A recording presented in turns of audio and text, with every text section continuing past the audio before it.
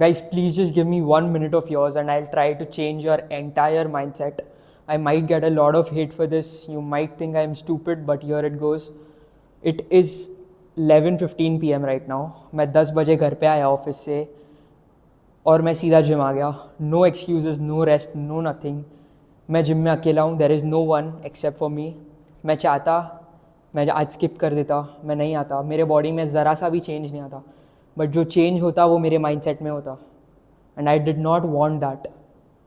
अभी मैं घर जाऊँगा, मील लूँगा अपना और CFA लेवल 2 का प्रेप करूँगा. And I won't sleep until that gets done. Most of the people they would have come home, dinner करते, रील स्क्रॉल करते और सो जाते. But that is the difference guys. That is the point. It requires hard work, discipline, consistency. There is no luck, there is only hard work. अगर तुम्हें ये बात समझ आ रही है then well and good. And if not, just scroll the reel. Scroll it, man.